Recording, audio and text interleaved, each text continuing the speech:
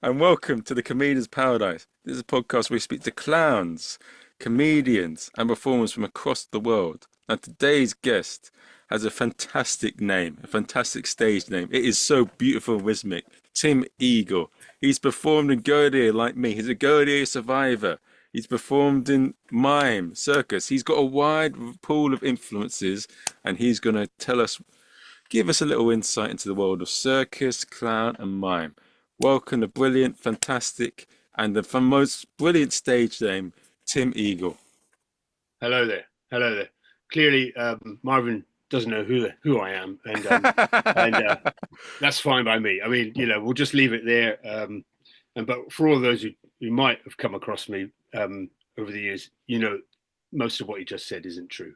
But there we are. We'll move on. But there's some bits of it true.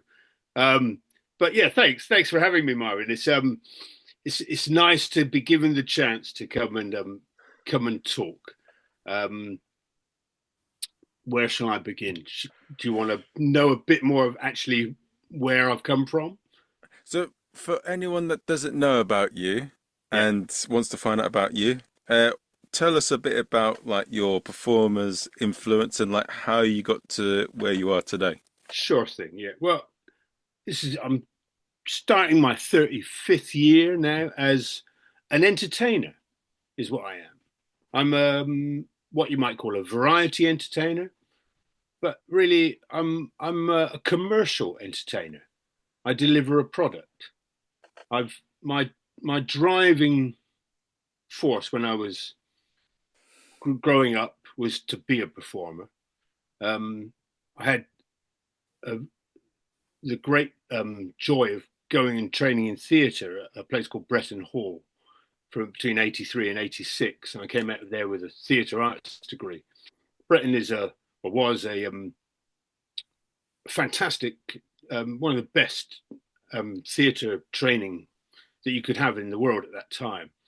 Produced lots of great people, Mark Thomas, the League of Gentlemen, that kind of thing. So, and one of the things they taught was we learnt about theatre through improvisation.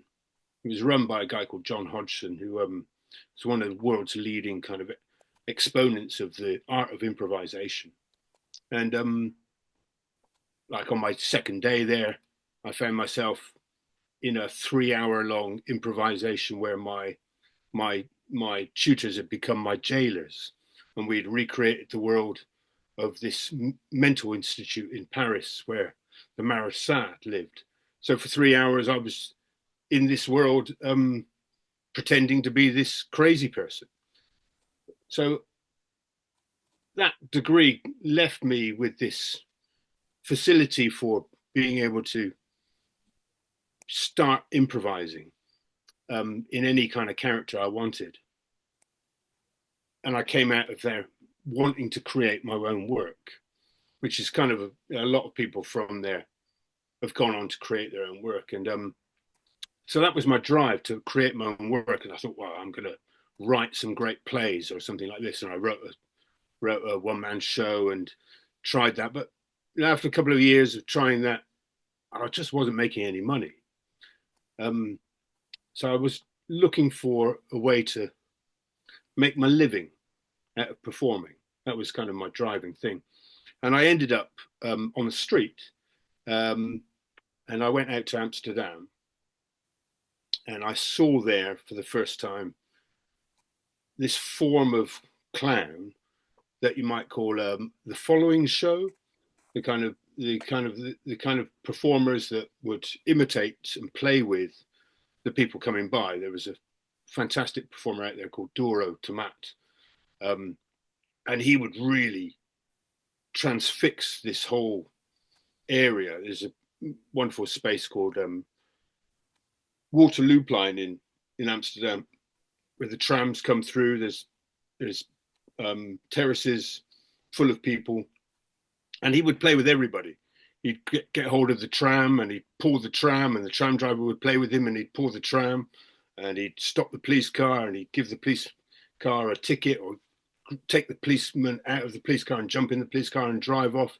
And he just created this incredible, riotous, mesmerizing street show for like 45 minutes, half an hour, and then just collect up a huge pile of money. And I watched this and thought, I want to do that. So I put together a character, a costume, and started having a go. Started, if you like, it's like taking the piss, yeah? Taking the piss out of people and following people. And my first kind of couple of characters were very kind of specific characters. A schoolboy with shorts and a little hat. But then my brother had come out to join me, and we were walking through this market there, and came across this costume. It was like a doublet and hose, a medieval doublet and hose, little short, funny wide shorts, and this jacket. And I put it on, and my brother said, "You got to have that. That's your character." So I got that and put it on, and got a little hat to go with it. And suddenly, this character was born, who came to be known as Skinny Bean, and that's my clown. And I put a red nose on my face and started to work and started to make this show really come to life. And I worked with a musician there who kind of played music underneath me, and we started doing some bigger and bigger shows, and I started making some money from doing that. And this guy Doro, who I was mentioned about, he trained with Gaulier, and I'd never heard of Gaulier before. It's my training in theatre was Stanislavskian based, so we'd not covered any of the Lecoq stuff at all. And I trained a little bit with John Wright. If you know John Wright, fantastic, still teaching now, director behind Told by an Idiot and Hippolocus and Trestle Theatre Company.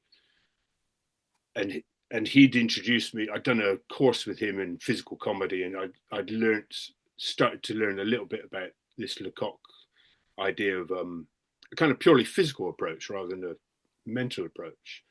So that was feeding into what I was doing. But I came back from my summer there in '91. That was in '91, with this character, Skinny Bean. And the next summer, I got my first main job, which was at Madame Tussauds, entertaining the queue line there. And they employed 4 or 5 entertainers to sort of work the queue line. So I was able to play this character there and just mess with the people as they're coming and copying people and playing tricks with them and imitation. You know, it's this at the core of that is this simple game of copying. Oh yes, I love that Yeah. game. Of copying people, you know, and and that still lies at the heart of kind of what I do, really, you know, of making judging whether the person that's coming along the street is willing to play. Right. In those early days, I'd do a lot of surprise where I'd get behind them and copy them, and the gag would be when they realised I was behind them, which is kind of a big laugh, and that was great. But I kind of learned eventually to walk along actually beside them and see whether they'd play, and it took me into this world of what you might call animation, where you animate the person, you invite them to join you in your play, and then they play as well. So you show them your clown, and they show you your clown, and in a way that's kind of a bit more joyful than this rather potentially aggressive. I'm behind you, and I've made a fool of you. It became more like a way of playing with people, you know. But I'd gotten into a world of work there, which I didn't really understand was a world of work, by getting this work with Madame Tussauds. I spent the summer there in '92, and this group of us, we were all new to it. There was a mime there was another clown, there was a magician, and we formed a team at the end of that called the E Team. and we went on to do really well. We became, within a year, we'd won the European Street Entertainers Award, and we started getting lots of work. And we uh, went out to Dubai and went out to Singapore to do a festival out there, and started getting some of this international work and lots of work around the UK. Working as a group, where we all kind of had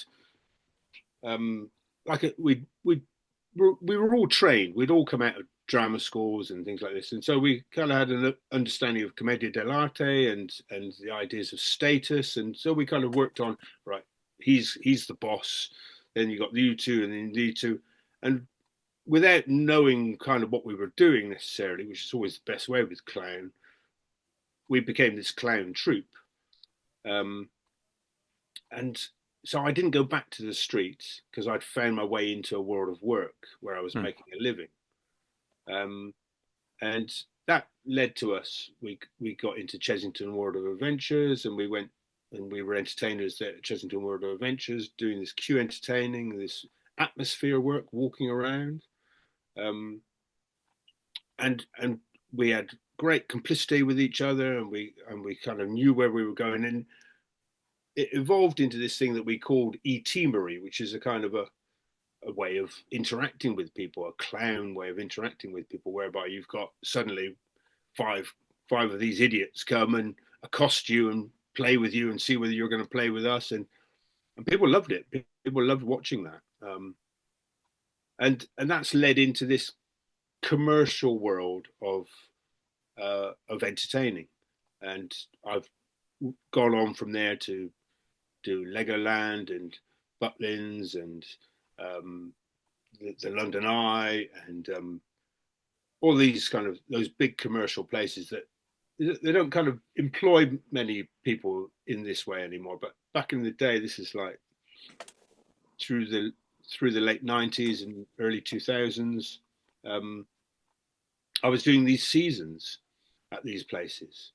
Um, and I was always doing walkabout and atmosphere work, if you like. But when I got the job at Butlins, Yeah. again, this team got put together. Suddenly there was a demand for us to do shows, for me to do shows. And it was through a company called the Ministry of Fun. Ever come across the Ministry of Fun? They're a, you hear of No. them? They're still going. They're like a PR, guerrilla stunts entertainment production company, and they got the contract to provide these street entertainers at Butlins when they opened this thing called the Skyline Pavilion, which is this. If you ever go to Butlins, it's like a big tented structure. It's got a big stage in the middle of it and a big apron stage on the ground. And they gave us this fantastic opportunity. They said, right, here's a bunch of magic tricks and like things like straight jackets, um, chair suspensions, sub trunks. Taught us how to do all these tricks, and then said, right, between 8 o'clock and 9:30 every night, go and fill that time, and just go and do shows. And so I spent a year there every night, going and making up a show, which was fantastic, and it helped me to kind of go from being this walkabout atmosphere entertainer to being somebody who could do all these tricks. So I learned loads of tricks, but also had to just stand there and um, hold the audience and show them some stuff and get them laughing, get them on my side, and leave them wanting more. Hopefully, and so that's led to this life of doing that really.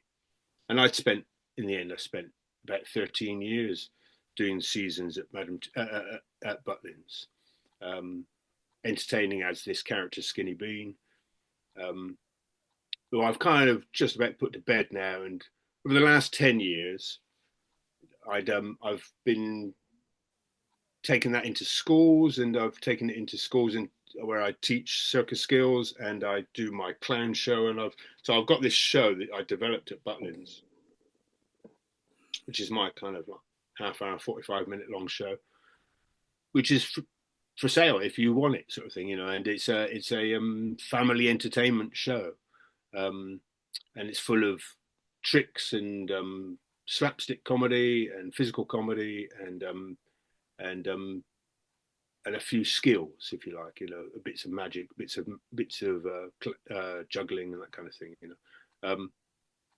and yeah, that's kind of, and I'm still doing that.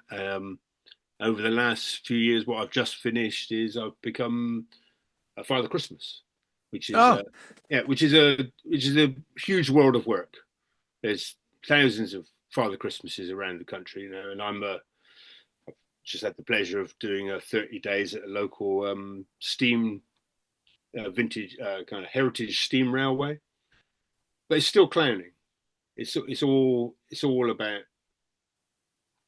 connecting with the audience, making a judgment of them, and how much are they going to play, how much are they going to buy into my character, um, and I want to create wonder in there. I want to bring them into a world of magic and wonder and playfulness. So in a way, Father Christmas kind of is like a culmination of everything I've done, hmm. uh, and that's kind of where I'm at now. I've kind of just in my 60s now, and yeah, I've had 35 years of being a commercial entertainer, um, and I think that's maybe quite a different world than a lot of the other people that you've interviewed.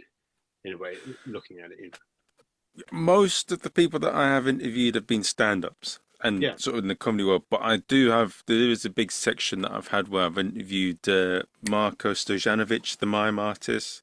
okay, Um, uh, and then I've had quite a few clowns. I've had Dan yeah, Lees on, I yeah. had Marnie Godden, I had, Rene Bazinet you interviewed, oh yes, him. so smart that guy. Yeah, yeah, fantastic. I mean, and the Cirque du Soleil guys, great. And what's the guy who runs the clown spirit guy?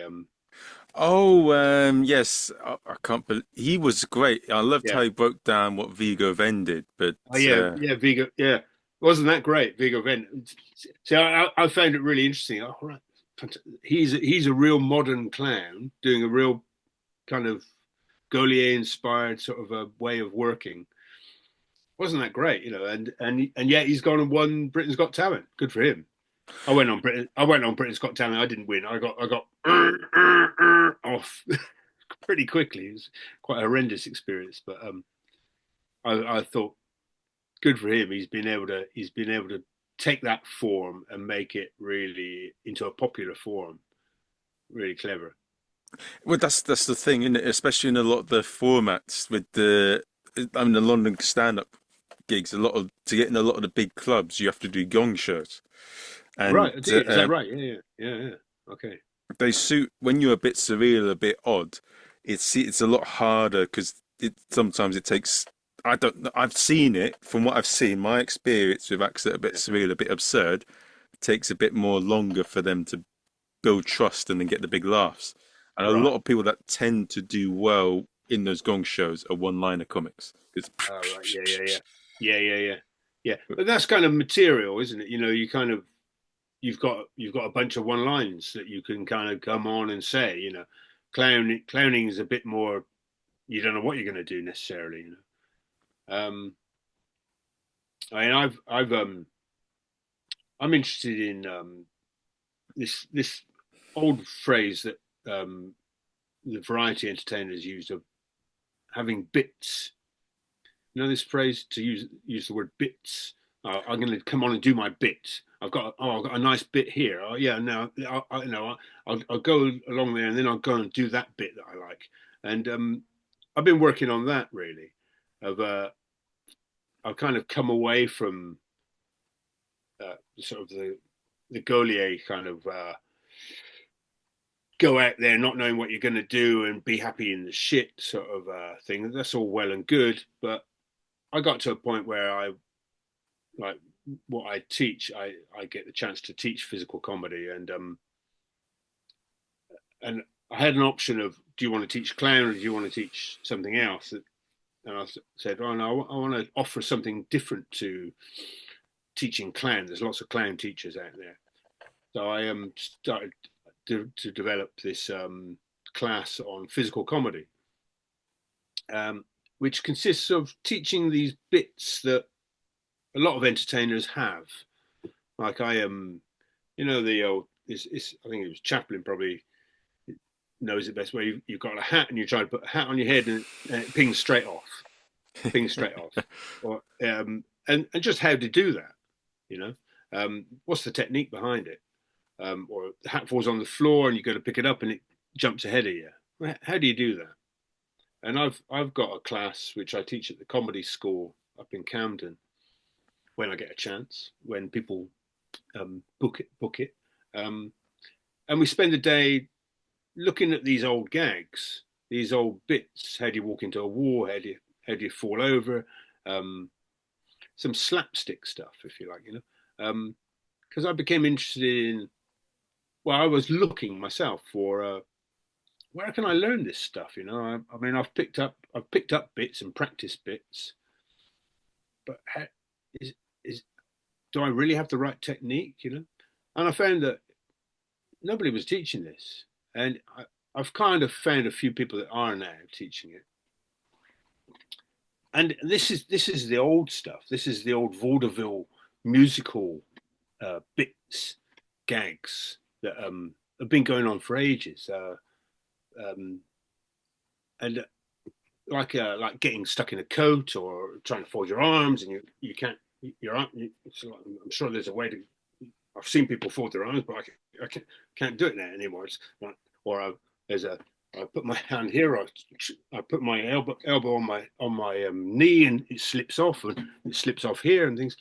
And how do you get that so that it's timed, nicely, so that you actually get the laugh? So you draw the eye, and then you slip, and working on those technical, physical pieces and bits, which nobody's teaching that stuff. So I've kind of worked on that and developed that, and it's a nice class that I sometimes get the chance to teach. I've got a class next week I'm teaching, and I found that really interesting to kind of through my teaching to kind of develop my own practice as well, and because of me going into schools and doing my clown show, I get the chance to practice in front of the kind of the most demanding audience you'll find, of a bunch of kids who are going to run riot unless you hold them, and I've learned that you can really hold them and be really still with them and draw them in, and then surprise them with a mistake or a trip or fall, and get that kind of surprise laughter out of them. That's kind of developed me away from, I'm a clown, I'm just going to come on and do something wacky, to, I'm a clown, I'm coming on, I've got some bits that I can do. I'm going to improvise. I'm going to be really in the present moment with the audience, but I've also got enough up my sleeve to be able to slip in that bit of business here or that bit of business there. And I find that I'm working in a way now which I'm really happy with. I've just, as I said, just doing this Father Christmas bit, and I've as the train was just due to leave, I had the job of working along each compartment, and so I'd kind of appear at the window, Father Christmas there, and I look into the compartment. There's maybe six or eight people in the compartment, and what am I going to do to just give them a little bit more magic, a little bit more entertainment? I was using these things called glow lights. They're kind of a little magic. I've seen trick. it, like a little magic in your I've thumb, seen that. Yeah. You can pull a light out of my ear, or or blow, and I've got some light here, and I can throw them these lights, and the Yeah, kids I've will seen that. catch these lights. Well, I found that I was making this. I was making an assessment with each compartment that I'd come to as to what are they going to want. Do they want just a bit of magic? And I developed this lovely, well, I thought was a lovely gag of a. I've got I've got a bit of light at my ear, or put it in my ear. It's coming out the other ear. I've swallowed it, and then I fart this light. And it's Father Christmas. Father Christmas is he's an authority figure, you know. But Father Christmas farting, I get this big laugh, and so I really enjoyed the challenge of I'm going to come along to a compartment. I'm going to make an assessment of this compartment as to what they want. Do they want to see just some magic? No, these are up for a laugh. They're a bit ribald. I'll chuck in the fart gag, and I chuck in the fart gag and get a laugh. And for me, that was me really working at my best of assessing that moment there and having a bit to do. And so it's this combination, this fusion of improvising in the moment, but with these bits. And so, I mean, like yourself, I'm a real student of this, and I'm still, after 35 years, developing my practice. And that I was really pleased with that. And my practice is coming down to this simple kind of formula of yeah, I can go into any space. I've got my bag of bits that I do, and then I'm going to just play whoever it is in front of me, and I'm going to make an assessment of them as to whether they want to, how far they want to go with it. And I think that's made me quite accomplished to what I'm doing these days. You know. Yeah. What you said there is one of the reasons why I run the podcast, because I feel that, well, one of the things that I found in the stand-up game is a lot of people are very fixated on how entertainment or comedy should be, and they're a bit Yeah, against. But also, the thing that's they both have the thing that's good about stand-up is they're quite brutal with it as an audience. It's an yeah, I insular bet. sport, and they're very honest.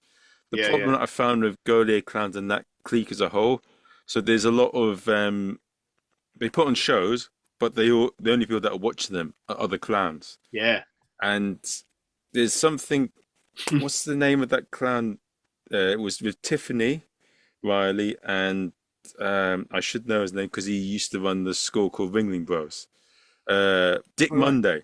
He says one of the big problems that's going on with clowns is that there's a lot of shows that are going on. It's good that they're supporting each other, but there's a lot of clown that's being put there that's quite average, that isn't that Yeah, great because yeah, they're cuddling as performers, and the only yeah, people are watching them are other clowns. yeah. I mean, and this, I mean, that's all very good.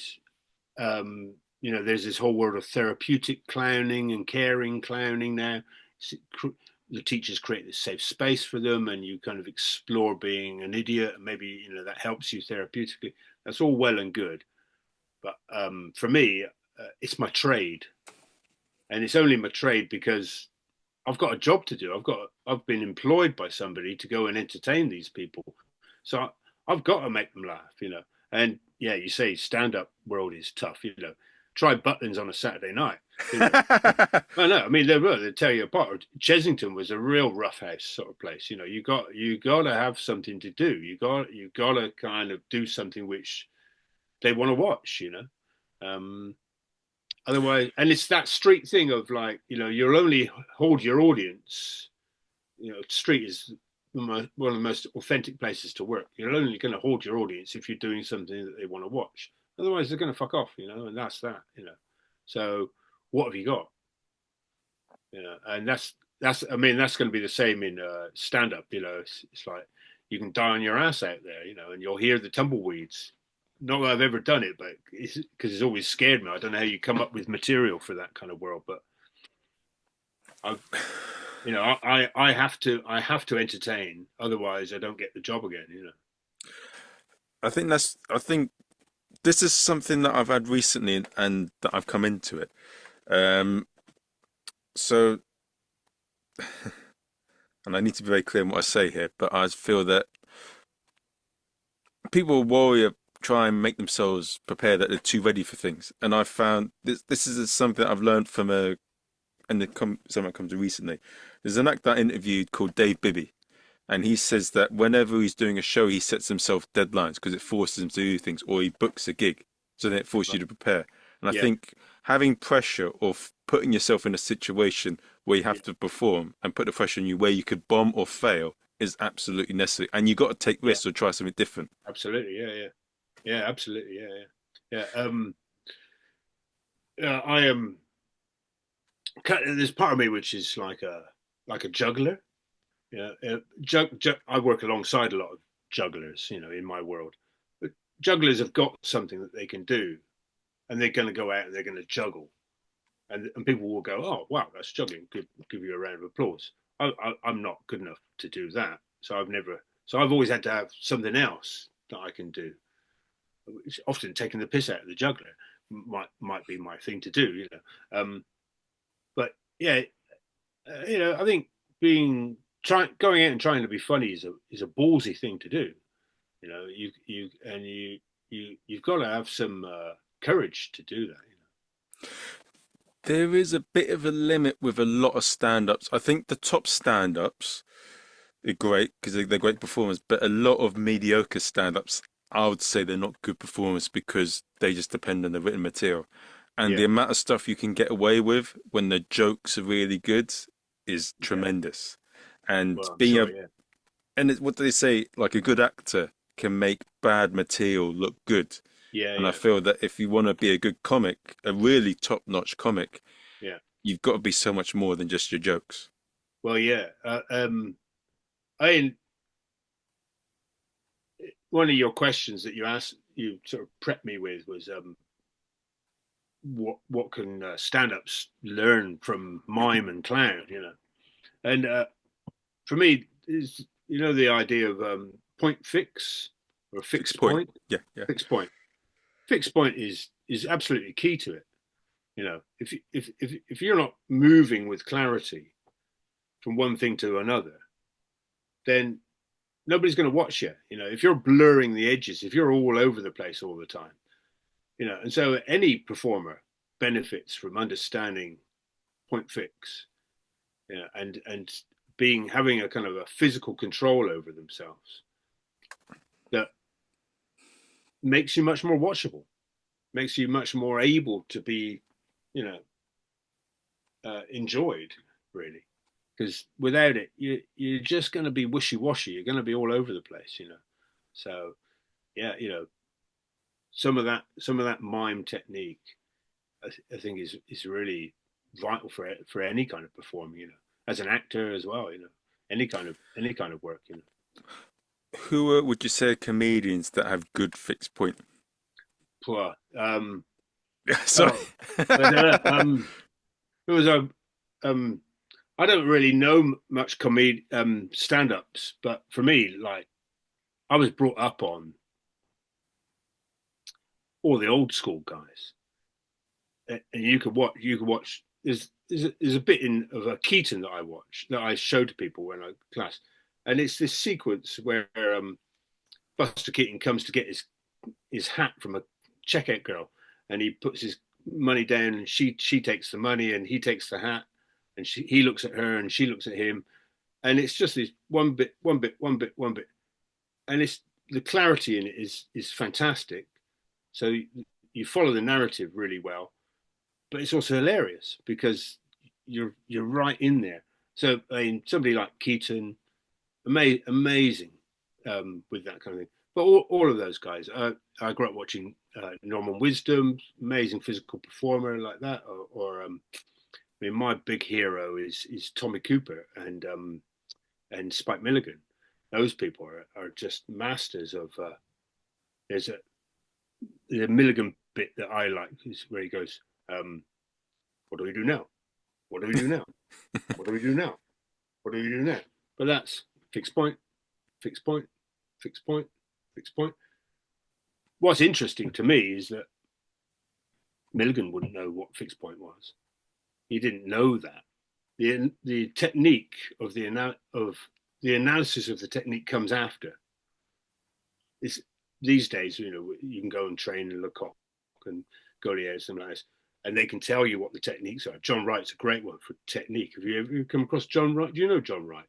No, I'm afraid I do not. you Sorry. should write down John Wright, and got an amazing book called "Why Is That So Funny?" And it's a book which, as he told me once, oh yeah, that's how you do physical comedy. It's got all of the physical comedy techniques in it. This, a clock, a look, clock, show you my face, clock face, clock, drop, takes, double takes, takes and double takes, all these kind of things. You'd love his book. An amazing teacher. But he's kind of analysed that after the fact. Oh, that's what you're doing. Oh, you're doing that. You're doing that. But those old greats, Chaplin and Harold Lloyd, or even Lauren Hardy and all those people, they didn't. They were just being funny, or they'd worked out the whole thing, but they didn't necessarily have these terms that we use now. I mean, some of them did, I suppose, but I find it interesting to kind of you want to look back at what the old guys were doing and kind of go, oh right, so he's stood there on that bit of the stage and he's got a bigger laugh because he's there. He's got that proximity to the audience rather than he's all the way over here. Stagecraft kind of thing, this sort of thing. So, I find that stuff is fascinating, and it's almost kind of lost that because it's not being taught in this new world of modern clowning and these shows that you're talking about where people go and see this, they all go and see each other's shows. I don't know if any of them have got any real depth of understanding of the techniques involved, which would make them better, which would make those shows better. And you heard a fixed point. Where did you get that from? From Gaulier?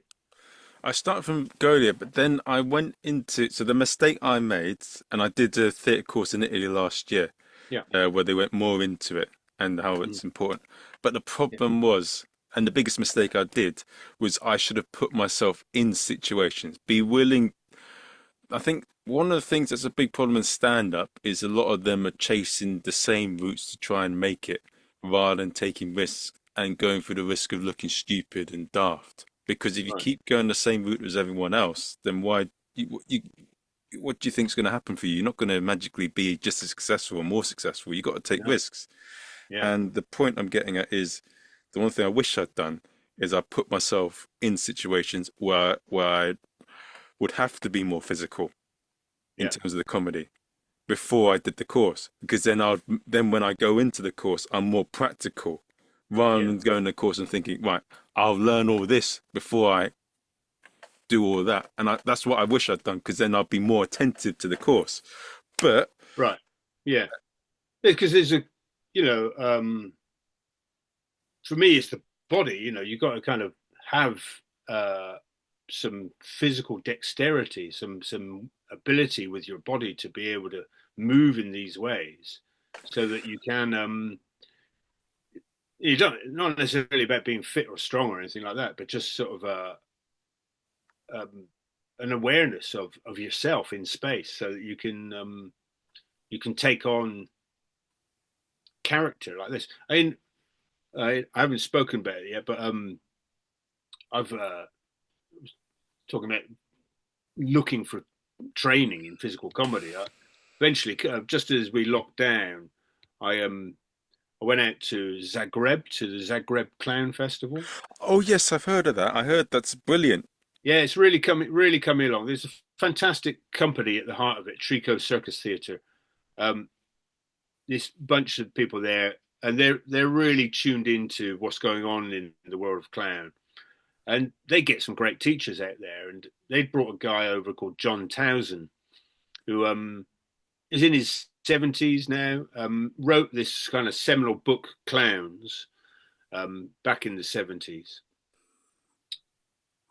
Spent his career in academia after a kind of his clowning career, but has come back to it now and now teaches like a course in physical comedy. Thought that's great. I'm going to go and do that. So I went out and did that with him in Zagreb, coming up 5 years ago.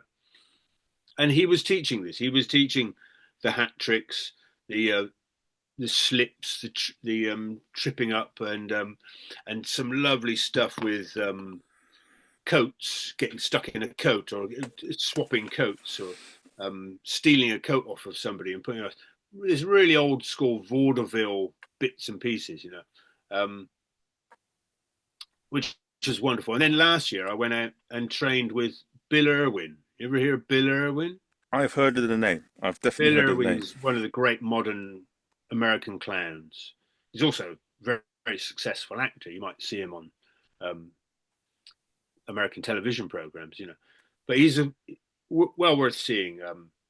And he's sold out Broadway shows with shows called with David Shiner. Yes, David, I've Rennie heard of him. Bazinet was talking about watching David Yes, Shiner. yes. I've heard of him. Yes. Fantastic, yeah, street entertainer, but went on to perform for Cirque du Soleil and direct Cirque du Soleil shows. Well, I went out to train with Bill Irwin last year, and Dave Shiner shows up, and then John Towson shows up, and I've got these three great American clowns. It's like, wow, these are brilliant. My kind of heroes. All guys in their 70s, man, and all just brimming with enthusiasm for it still. And I was really inspired by them. And so I did this course with Bill Irwin, and he's teaching me little clown. I won't get it now, but little hat tricks, little ways of saying hello, character with your hat. Just these lovely little bits. Not sure why I've gone down this line there, but not sure why I went down that line there. But I don't know. I've lost my train of thought a little bit there. It's still why, but yeah, these are I don't know what I was saying there. Sorry. So the conversation that prompted you to go down there was we were talking about physical comedy. You asked me about how I learned about fixed point. Yeah. And one of the things I said that I made a mistake of doing the course in Italy, because it was a bit of a Lecoq inspired course, was that I should have put myself in situations beforehand of physical comedy would be needed, so that the points that I would have learned in that course would be more practical. Yeah, and right. then you got in a conversation on that. Yeah. So that's what kind of where I'm coming from now is of train your body, learn some of these gags, learn some gags, some physical gags. Actually, how do you do this stuff? And that will give you like a bag of things that you can go on stage with. You know how to do a few of these bits, and so you've got some material. But one of the things that Bill Irwin teaches is, and he's not out of Lecoq at all, but he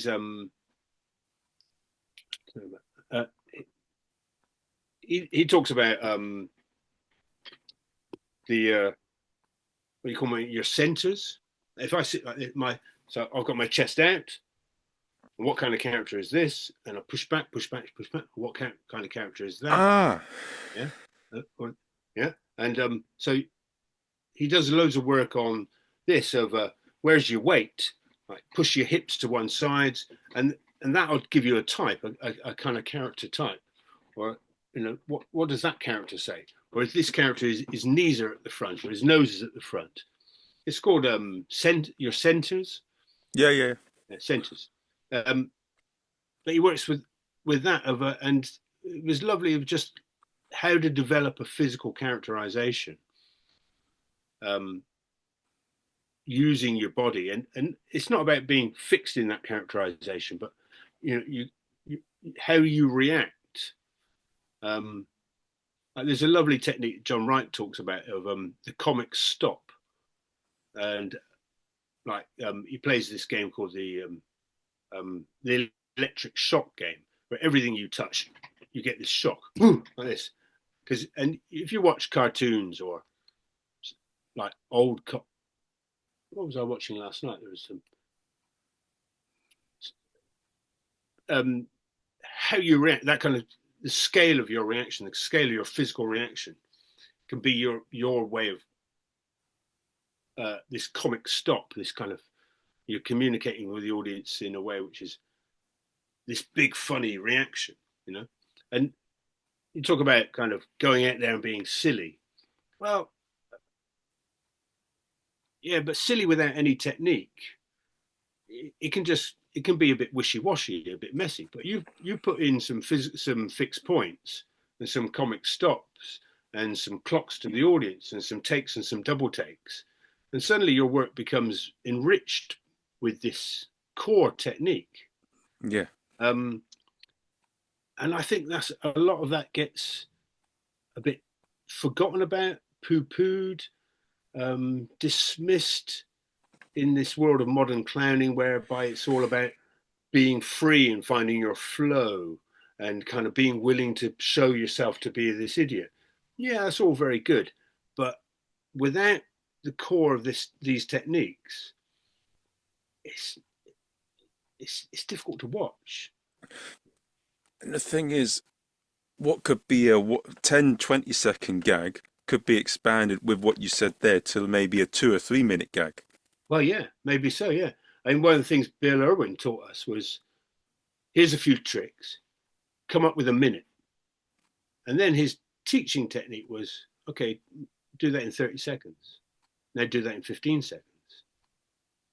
And he demanded that we distill it down to just the essence and make it less, but just all you need. You know, efficiency in and economy in clowning is in comedy is essential. You know, what's the quickest way to what's the most economic way of getting that gag over?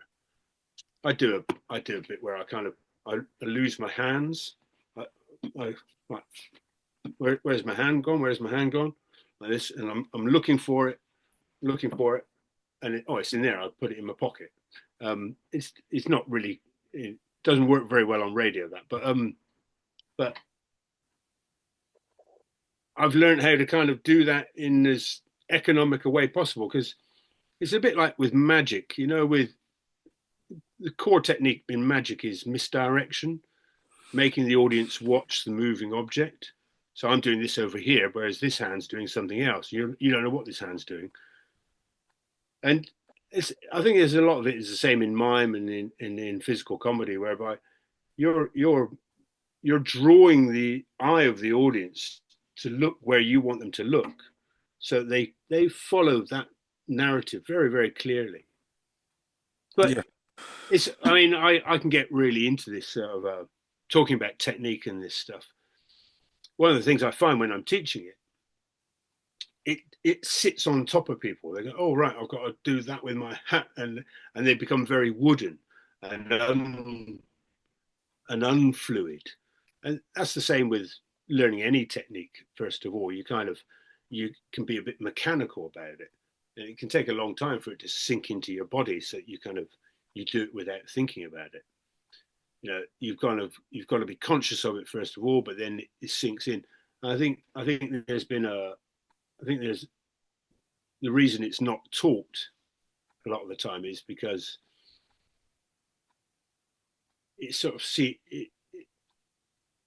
people are more interested in just find your flow first of all, find your way in, your way of being happy out there first of all. And don't worry about techniques. Technique's going to get in the way of it, you know. But without technique, I think, yeah, it can be a bit mediocre, really, you know. I don't know about a lot of the modern stuff that's going on, but I can imagine that it is a bit for the people going to these clown shows are the people that have been going to the clown workshops, and it's a bit of a self-contained little world, you know? Yeah, yes, definitely. I mean, Yeah, that I'm not really that into that group. I'm more in the stand-up world. yeah, Sorry, I'm sorry to say this, but I prefer stand-ups more so than like clowns. and I'll yeah, say yeah. it for one reason. I don't care if they hear it, and I don't care. I'm sorry if I offend you if I say No, that. no, no. Because I'm the same, you know. Because I'm. That's why I was interested. That, oh, he's come to ask me to be in this because I can see that you've interviewed a few people, and it's like, well, I'm from a commercial world of where this is my trade rather than I'm on some kind of artistic kind of self-fulfillment, self-expressive sort of journey. No, I'm a commercial person. I'm just delivering a product. Um, so I was pleased to be able to get the chance to kind of, well, I'm going to go and have my say about this in this to this world. But I mean, everybody each themselves, so they can go and spend thousands of pounds on their clown course as much as they like, you know, and I think that's how a lot of people in that world make their money is by teaching, Yeah, yeah, you no, know, it is, it is. rather than I, actually getting employed to go and be funny, you know. I think, and this is a controversial opinion, from doing the workshops, I think you'd learn a lot more from those teachers if you were doing a show for a year with them, because you get to work with Yeah, them one on one, and you get yeah. to be out there and do it rather than being a theoretical Oops. thing where they have to attend to a lot of people. And I feel Yeah, that yeah. if you, honestly, I think I would have got a lot more out of Goliath if I employed one of the teachers on a show Did that it I was show? working on, Yeah, yeah, rather than yeah. going to for the whole year course and Um, paying that kind of money. yeah. What's the um, Spy Monkey? Yeah, yeah, Aitor. Itor, yeah. Oh, yeah. You interviewed Itor, yeah. I mean, they create this amazing work, and they there's some really great physical comedy, some great technique involved in that.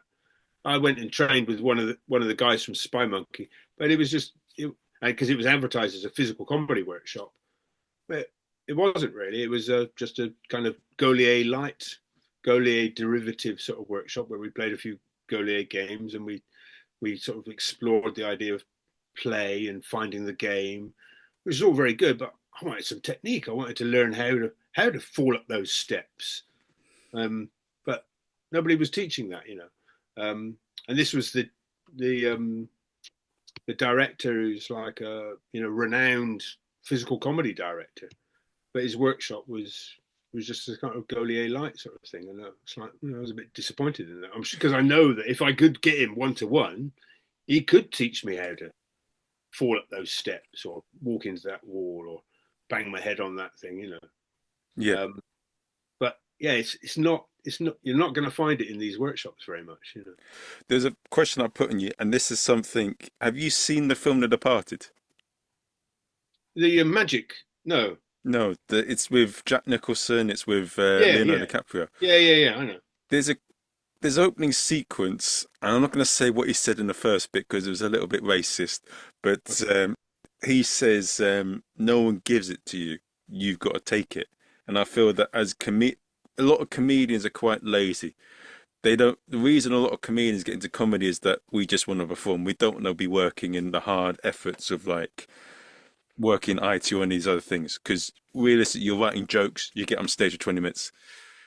From Yeah, what nice it's a line. lot of work that goes into it, Oh yeah, tons. but Yeah. um, I sorry, but I'm just saying that a lot of people see it as like they see it as an easy way to make a living, and they don't feel. But the attitude should be, okay, you're not in this and that, but you make opportunities for yourself. Why shouldn't like a lot of comedians would be very unwilling to do what circus shows do in terms of like they serve food and drinks and they do the show. They just want to perform. Uh, Yes, the performing, that's the easy part, but why shouldn't you want to try and make things happen for yourself? Why shouldn't you like grab things by the balls and do things that could be risky and you could do really shit at and look completely stupid at? Why are you choosing the comfortable route? well, yeah. I don't know. I mean, it's. I mean, I'm all for an easy life, and myself, you know, and I feel like some way I found a way to just go out and be myself and have a laugh with people, and I get paid well for doing that, you know. I because I'm really dead scared of. I'd never go and do stand up because I find it because I don't want to do the slog. I don't want to do the 2 or 3 years of not being funny to get to a point where maybe I'll make some money doing it. But because it's I think it's incredibly hard to do. It is a very hard thing to do, but a lot of the pool's getting a lot of there's a lot of the pool's getting smaller and smaller for the same sort of route. Everyone's Right. chasing for the same things rather Yeah. than creating their own opportunities. Yeah. I'm sure. Yeah. I kind of dabbled in the kind of the cabaret burlesque world a little bit, and had a boylesque act at one point where I kind of got stuck in a coat hanger. I had to take my clothes off in order to get through this coat hanger. But again, it was like, well, nobody's paying me to do this, and I don't see where it goes in terms of actually being worthwhile. But but that's a driving principle for me. Is like I got to make my living out of it. Otherwise, I'm going to have to go and do a shit job, which I don't want to do. So that's what I've managed. That's what I've managed to do. Really, is avoid that. And but the hard work. I don't know. I'm not a great believer in hard work. I think it's a bit of a myth myself. Okay, say it. We get told that you're supposed to work hard and la la la, but rather invest in some Bitcoin and just chance my luck in it, whatever. But that's just me being a bit cynical of the world in general. What I'm not cynical about is the need for people to be entertained, and my job is to go and interact with those people and leave them smiling, and I'm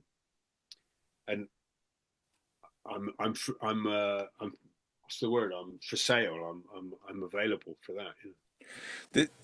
The point I was getting with what I said there is that there's an attitude with a lot of comedians that I've seen where we're expecting opportunities to be given us to by other people, whilst we're not taking action to make things okay. This door isn't open for you this way. Okay, Yeah. so how do you go around that door and make it happen to you? Well, that's it. I mean, you got to put yourself. That's what I'm saying. That's what I'm saying. Well, it's I mean, I've never been very good at selling myself. Of having good publicity or having a good website and things like that. But a friend of mine who has done well with he's got an international street act, can go everywhere, and he said to me this lovely old line of, "He who sings his wares down a well does not prosper half as well as he who climbs a tree and yells." What does that mean? What was he getting? It means he who sings his wares down a well does not prosper half as well as he who climbs a tree and yells. You've got to tell people about yourself. You've got to get out there. You've got to show yourself. You've got to do that work. Otherwise, you're sitting around in your room wishing. You've got to get up and go out.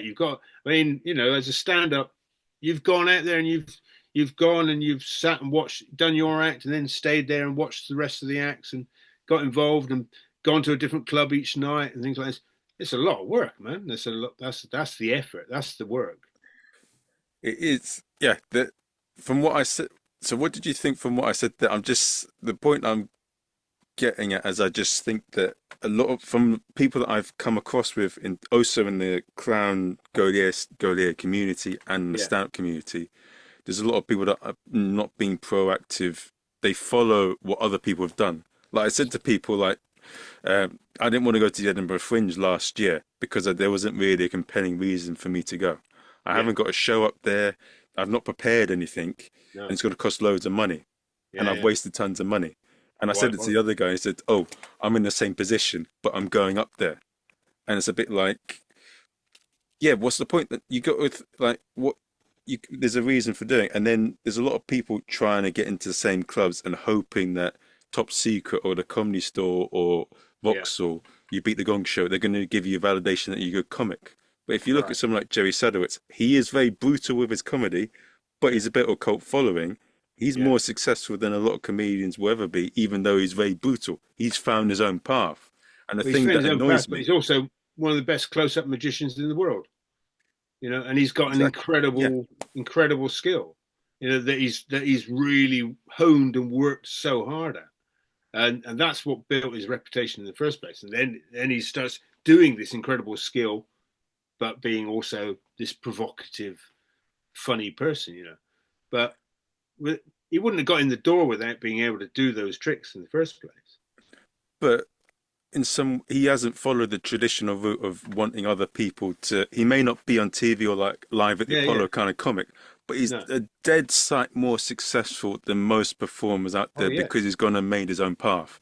Yeah, And yeah, that yeah. is something I Oh, see with clowns absolutely. and I stand-ups mean, where they don't do that.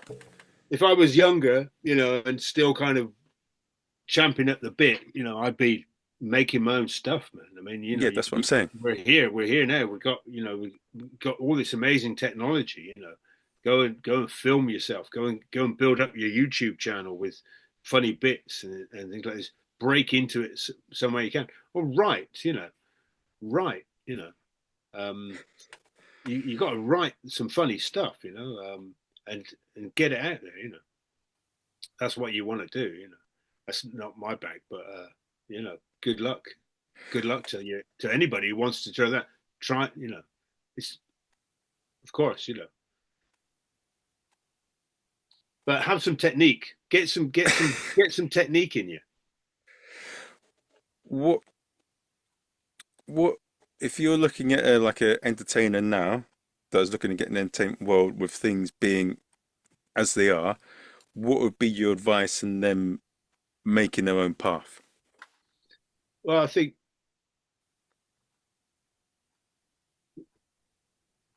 rather than just keep going to like lots of different clown classes, I think learn some stuff. Learn some, you know, Avner the eccentric. You ever come across Avner? I heard of him on the Barnaby King podcast. Yeah, Avner is one of the world's great clowns, you know, and teachers.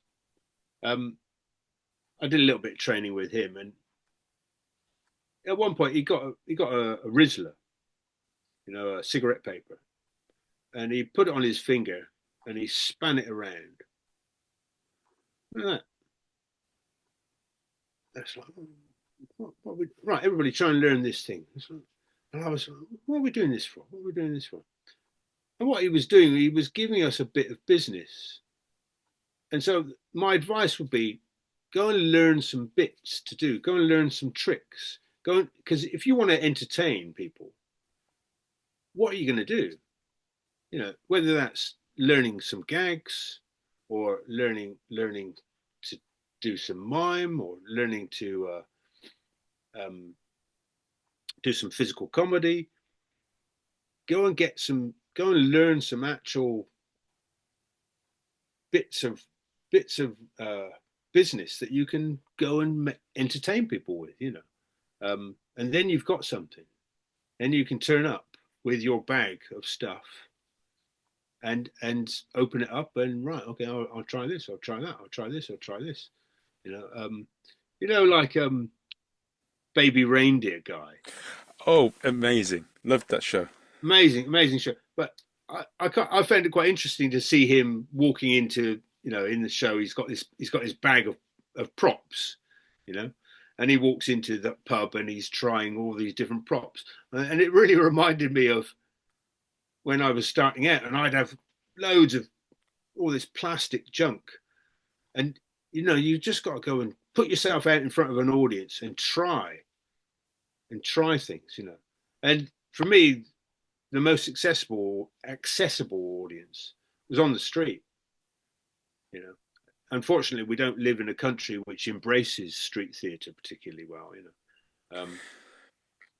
But it's out there, you know. And I mean, I started out doing statue on the street, you know, just but I immediately started making money doing it and learning how to kind of interact with people in that way, you know. One thing I was saying, what you've said there, is that I I I don't want to say my plans too soon because sometimes when I say what I'm going to do, I stop doing it. Oh But yeah, I know that I one. Yeah, yeah, I dabbled in a bit of street performing, and there is quite an open community in Leicester Square and the Magician's Garden in Covent Garden. They're yeah, quite yeah, open to trying it, yeah, yeah. but I don't know. I dress up as Asian Zora now.